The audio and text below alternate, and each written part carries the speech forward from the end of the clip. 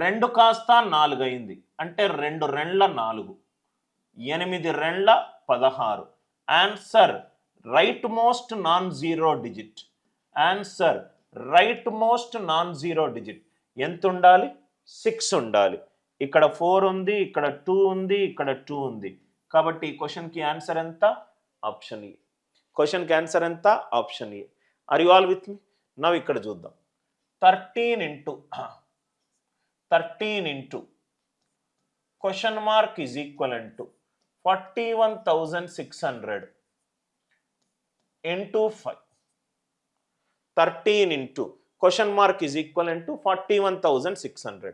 Now ఇక్కడ ఎట్లయినా ఇక్కడ ఇది 100 తోటి డివైడ్ అవుతుంది కాబట్టి ఇది కూడా 100 తోటి డివైడ్ అవుతుంది. అన్ని 2 జీరోలు 2 జీరోలు 2 జీరోలు 2 జీరోలు. రైట్.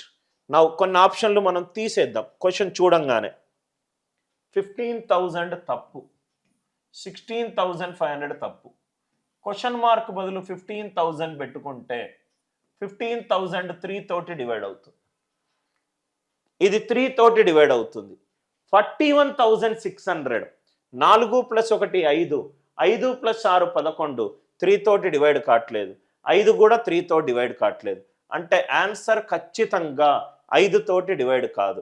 15,000 అనేది 5 తోటి డివైడ్ అవుతుంది, 3 తోటి డివైడ్ అవుతుంది. సారీ, 16,500 అనేది కూడా 3 తోటి డివైడ్ అవుతుంది.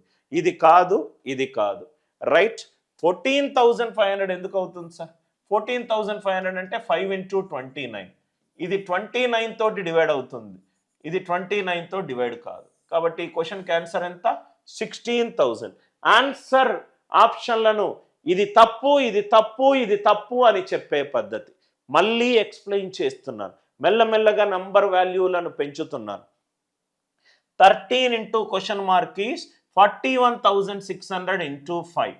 ఫస్ట్ థింగ్, క్వశ్చన్ చూడంగానే 15,000 తప్పు, 16,500 తప్పు. సార్ ఎందుకు సార్ తప్పు? 15,000 అనేది 3 తోటి డివైడ్ అవుతుంది. లెఫ్ట్ హ్యాండ్ సైడ్ 3తో డివైడ్ అయినప్పుడు రైట్ హ్యాండ్ సైడ్ 3తో డివైడ్ అవ్వాలి. ఇది కాట్లేదు, ఇది కాట్లేదు. అంటే 16,500 కూడా 3తో డివైడ్ అవుతుంది, అది కూడా కాట్లేదు. ఆప్షన్ ఏ పోయింది, ఆప్షన్ బి పోయింది. 14,500 అది 29 తోటి డివైడ్ అవుతుంది.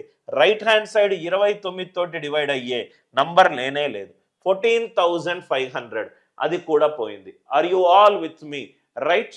I hope the logic it is very much clear. 4 is becoming 63. ఇక్కడ చూడండి సార్, టాప్ టు బాటం కూడా చేయొచ్చు. 4 2 అయింది, 4 3 12, 3 3s are ఎంత? 9. ఆన్సర్ యూనిట్ డిజిట్ 9 ఉండాలి. ఇది కాదు, ఇది కాదు, ఇది కాదు. ఈ క్వశ్చన్కి ఆన్సర్ ఎంత? 118. ఈ క్వశ్చన్కి ఆన్సర్ ఎంత? 189. అందరికీ ఈ లాజిక్ క్లియర్గా అర్థమైందా? Right. I hope the idea it is clear. 17 into question mark. 17 into question mark is equivalent to 5 into 544. 5 into 544.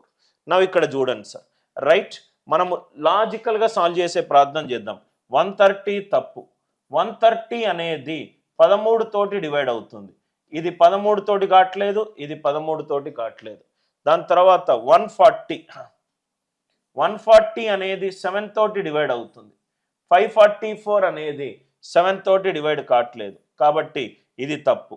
150 అనేది 3 తోటి డివైడ్ అవుతుంది.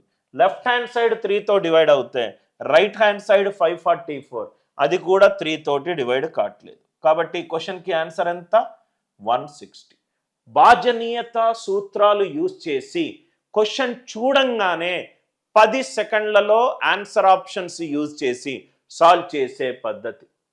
17 into question mark is 5 into 444. ఏమన్నాను? ఫస్ట్ ఆప్షన్ 130 తప్పు. 130లో 13 ఉంది కాబట్టి లెఫ్ట్ హ్యాండ్ సైడ్ 13తో డివైడ్ అవుతే right hand side 13 తోటి divide కావాలి, కావట్లేదు. 130 పోయింది.